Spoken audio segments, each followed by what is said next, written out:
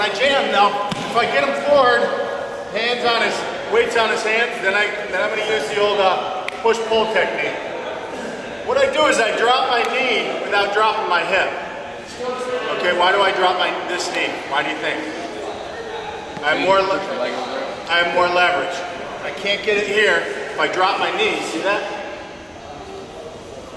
See the difference?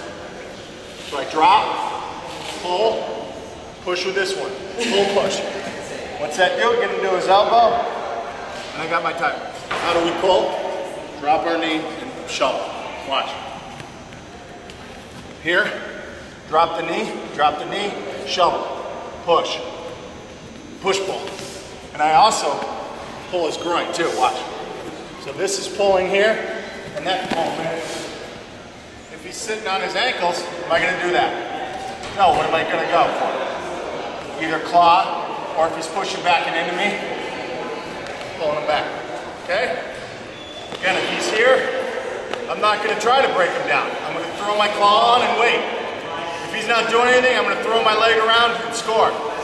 What I do is I just throw my boot around like this, push, put it ideally on the mat, but if you can't, that's fine.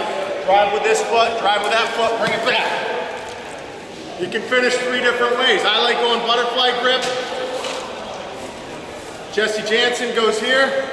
I learned that from Jesse.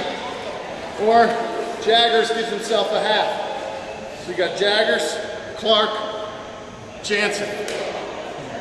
All decent riders. Okay? Now I'm not turning them with my biceps. A lot of you guys will do this. You'll separate your chest from his back and then you'll try to pull him with your biceps. I'm turning him with my right butt cheek. And I get to here, because right about here, if I don't elevate here, what can he do? Turn down. Yeah, or bridge up and turn that way. So as I'm bringing him over, that's going to help turn him. Then I go to one of my 3 holds. Set up to a power half. Falls right into it. But I do a power half a little differently. A lot of you guys probably lock like this, but my problem with that is 2 things. 1, you don't put that bone in the back of his neck, and 2, your wrists give out. So I go here, knuckles facing the ceiling. So he bellies out. I'm going to step up. Now the key to this power half is stepping high.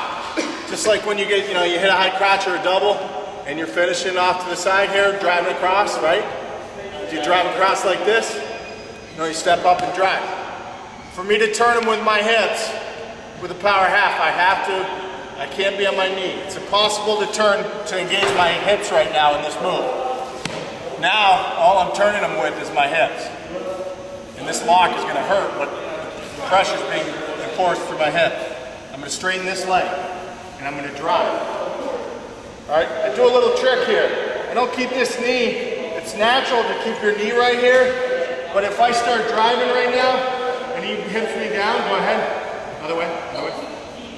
I'm going to fall off because I'm tight, that knee's tight to him. Go ahead and do that again. See how he throws me off? So what I do is I turn my knee 45 degrees and I step up high. See my shoulders parallel to my knee. That's where you should be. Not back here, definitely not here. Engage your hip. And I'm going to turn him with my right butt cheek. This lock is nice and tight. Now, ask him down below. It's brutal down there, right? That bone's going right in the back of his neck. And I'm going to drive. He will go.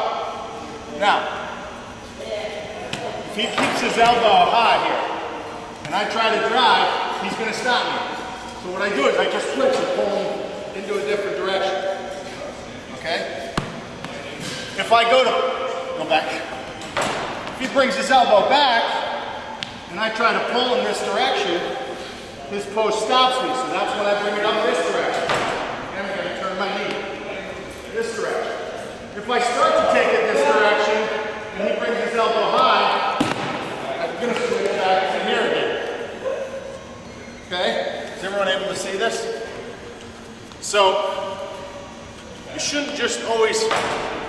There's a lot of different ways to finish this power half, and you got to look and see what that forearms, knee arms feel out. a little uncomfortable with a figure 4 on. First time, you know, when I was in high school, up till about junior year of high school, I was throwing the boot in like this, right? And trying to turn him over here. Yes?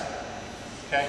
And then I went to Ohio State wrestling camp, and a guy named Mark Coleman, who was a national champ, great UFC fighter, started watching him teach, and he taught the figure 4. So the first time I put it on, it felt very awkward. So it's gonna, maybe some of you guys feel a little awkward in the figure 4 at first. That's normal. All right. What I do is when I throw that boot in, it's a real short boot. I look back, the tread of my sneaker should be the only thing that shows. All right. If I go way in here and I figure 4, look how much room is in there. See all that room? If I go shallow boot and I go leg curl to here, how much room is there? I'm not doing anything different. There's no room. Now once I'm here, okay, if I get a bigger guy too, he's gonna have, you know, bigger legs and it's gonna be real tight, right? So once I get here, all I'm gonna do is bring my knee out. And you know you're doing it right when you look back, straighten your leg. And it's his legs suspended in the air. So let's say I'm down a little bit more and I'm in a little deeper. All right? See how his leg's barely suspended, and if he put it down and relaxed it, it's probably gonna hit the mat. So what I gotta do, if this happens, I just readjust, I put my knee up under his armpit, I leg curl like I'm in the, you know, in the weight room doing a leg curl, like a prone leg curl here. Lift. That's why you gotta do your deadlifts. Get those strong hamstrings, right? Get those knees out. Now look, straighten your leg, relax it. This is called locking his hips out. And if you can do this, guys, you should be able to turn them. All right, now once I'm here, I like to do a little rock the boat action here. So I just go right here and rock the boat. Split second, you don't see much. I go here, but it's real quick, rock and go. Once I get to full extension here, notice that I'm pushing off my toe. Once I get to full extension, then I electrocute the hips. How do I do that? My knee's out, now I bring it up. And it falls right into my ladle. My ladle is, I bring my elbow down and in, and I lift my knuckles to the air. Okay, here's what some people do. Here's what some people do. Here's what some people do. Okay, it's a twisting motion. Twisting. Take your ladle, everyone like a soup ladle, right?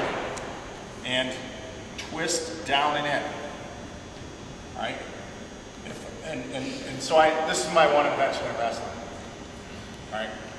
So most people face lift like this. Turn your head to the right real hard. Go ahead. See that? Turn the head to the right. Turn it. It actually helps me turn them. All right? Pretty cool invention, right?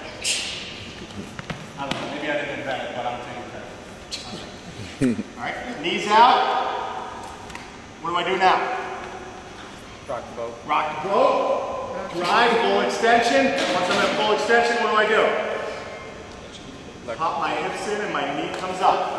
See, that was nice and easy for me. Electrocute the hips. I don't do this, guys. That takes all the pressure off. I keep my hips square to the mat. Rock the boat, flip, wait it. Now I'm gonna just slam my bicep on his chin. Buries his head. How am I gonna get in there? Can't get that chin. I'm gonna take my egg beaters here, and I'm gonna beat the eggs. Sound good? See those? I'm gonna get in and dig it out. See how magical that was? Okay, that didn't take much. And, you know, I don't want to get in there and really beat him, otherwise the referee's going to start slapping me away.